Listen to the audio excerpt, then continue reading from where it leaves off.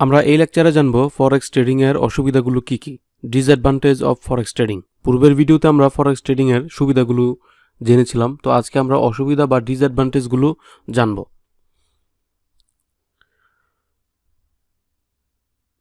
খুবই রিস্কি একটা মার্কেট। পৃথিবীতে যত বিজনেস আছে বা যত মার্কেট আছে, ফরেক্স মার্কেট হচ্ছে সবচেয়ে রিস্কি একটা মার্কেট। কারণ এইখানে আপনি মুহূর্তের মধ্যেই ধনী থেকে দরিদ্র হয়ে যাবেন, আবার দরিদ্র থেকে ধনী হয়ে যেতে পারেন।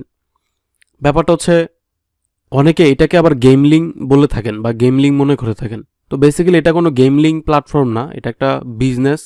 আপনি যদি এখানে বুঝে ট্রেড করেন তাহলে আপনি প্রফিট করবেন, আর যদি না বুঝে ট্রেড করেন তাহলে লস করবেন, এটাই স্বাভাবিক ব্যাপার।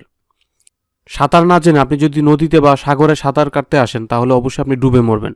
তো ব্যাপারটা হচ্ছে এরকম, ফরেক্স মার্কেটে আপনি যদি শিখে আসেন তাহলে অবশ্যই আপনি প্রফিট করবেন, আর যদি না শিখে আসেন তাহলে আপনি এখানে লস করবেন। তো এটা খুবই একটা রিস্কি একটা মার্কেট।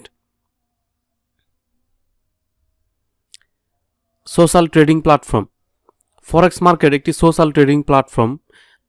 এখানে ফিজিক্যাল কোনো ট্রেডিং সেন্টার নেই, যেমন ঢাকা স্টক এক্সচেঞ্জ বা বিভিন্ন স্টক মার্কেটের নির্দিষ্ট একটি অফিস থাকে বা সেন্টার থাকে যেখানে গিয়ে আপনি ট্রেড করতে পারেন। কিন্তু ফরেক্স মার্কেট সম্পূর্ণ অনলাইন বেসড এবং অনলাইনের উপর নির্ভরশীল। আপনার কম্পিউটার বা ফোনে যদি আপনি নেট কানেকশন না থাকে আপনি ট্রেড করতে পারবেন না। এই মার্কেটে স্ক্যামার রয়েছে, যেমন কিছু ব্রোকার আছে যে আপনি সেই সব ব্রোকারে যদি অ্যাকাউন্ট মেনটেন করেন তারা যে কোনো সময় ব্যানিশ হয়ে যেতে পারে। সো এই বিষয়গুলো আমরা যখন ব্রোকার রিভিউ আছে তখন সেখানে আমরা ডিসকাস করব যে আমরা কোন কোন ব্রোকারে অ্যাকাউন্টস করব, কোন কোন ব্রোকারে অ্যাকাউন্টস করব না। এই বাজারে অনেক স্ক্যামার রয়েছে, যেমন ধরুন অনেকেই আছে আপনাকে অফার করবে যে আপনার ডিপোজিট আমাকে দেন, আমি ট্রেড করে দিচ্ছি, বা আপনার অ্যাকাউন্ট আমি ম্যানেজ করে দিচ্ছি, 1 মাসেই 4 গুণ 5 গুণ করে দিব। তো এগুলো হচ্ছে সম্পূর্ণ স্ক্যামার। এদের সাথে আপনি কখনোই জড়িত হবেন না, কারণ আপনার ব্যালেন্সকে সে যদি 1 মাসে বা অল্প দিনে যদি 4 গুণ 5 গুণ করে ফেলে তাহলে তো সে বিলিয়নিয়ার হয়ে যাবে খুব শীঘ্রই। তাহলে কি প্রয়োজন আপনার ব্যালেন্স বা আপনার অ্যাকাউন্টস ম্যানেজ করার? বা অনেকেই আপনাকে বলবে যে আমি 10-15 জনের অ্যাকাউন্ট মেনটেন করছি, বা আপনাকে বিভিন্ন স্ক্রিনশট দিবে।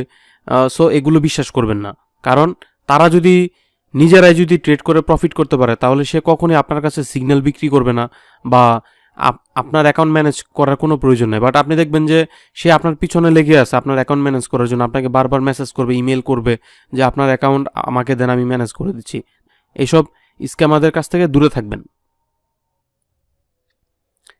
ফরেক্স শেখার মতো ভালো কোনো প্ল্যাটফর্ম নেই। যেমন ধরুন আমাদের দেশে বা উন্নত বিশ্বে ফরেক্স শেখার মতো তেমন ভালো কোনো প্ল্যাটফর্ম নেই। উন্নত বিশ্বে থাকলেও আমাদের দেশ অন্তত নেই। আমাদের শিখার একটা মাত্র উপায় যে আমরা নিজেরা অ্যানালাইসিস করতে পারি, বা নিজেরা ট্রেড করে শিখতে পারি, বা নিজেরা ডেমো প্র্যাকটিস করে শিখতে পারি, বা ফরেক্সের বিভিন্ন গ্রুপ আছে সেখানে আমরা জয়েন হতে পারি। সেখানেও যে ভালো বা অভিজ্ঞ ট্রেডাররা পোস্ট করেন বা ট্রেডারদের দেখা পাবেন, ব্যাপারটা এরকম নয়, কারণ ট্রেডারদের সংখ্যা এখানে খুবই কম। অনেক বেশি ভোলাটাইল মার্কেট, এটাকে অনেকে পজিটিভ মনে করেন আবার অনেকে নেগেটিভ মনে করেন, কারণ যারা স্ক্যাল্পার আছে তারা ভোলাটাইল মার্কেটে ট্রেড করে থাকেন। আবার অনেকেই মনে করেন এটা অনেক ভোলাটাইল মার্কেট। তো এটার অনেক সুবিধা এবং অসুবিধা আছে। যদি আপনি এই মার্কেট ভালো বুঝেন আপনার জন্য ভোলাটাইল মার্কেটটাই অনেক সুবিধার। সো এটাকে নেগেটিভ ভাবার কিছু নেই। প্রতিদিন মার্কেট অ্যানালাইসিস করতে হয়। এখানে যদি আপনি ট্রেড করতে চান, ট্রেড করেন বা না করেন, বা ভবিষ্যতে ট্রেড করবেন, এই মার্কেটে প্রতিদিন অ্যানালাইসিস করতে হয়। আপনি ট্রেড করেছেন অথবা করবেন, উভয় ক্ষেত্রেই আপনাকে অবশ্যই মার্কেট অ্যানালাইসিস করতে হবে। এখানে 3 ধরনের অ্যানালাইসিস আছে যেগুলো আমরা হয়তো পরবর্তী লেকচারগুলোতে দেখব। ট্রেড ওপেন করার পর সবসময় মার্কেট মনিটরিং করতে হয়। এই মার্কেটে ট্রেডারদের ভিন্নতা রয়েছে।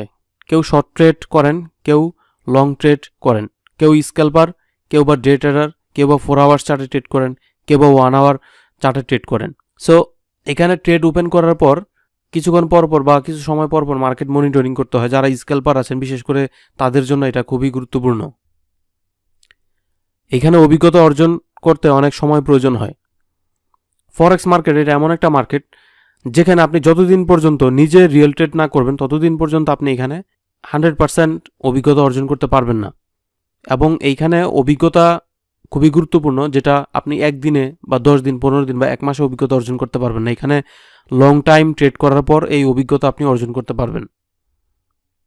এই মার্কেটে অভিজ্ঞ ট্রেডারের সংখ্যা খুবই ক্ষীণ। এই মার্কেটে 98% ট্রেডারই এখানে ব্যর্থ বা লুজার। সো এখানে সাকসেসফুল বা অভিজ্ঞ ট্রেডারের সংখ্যা খুবই কম। এই মার্কেটে 98% মানুষই লস করে।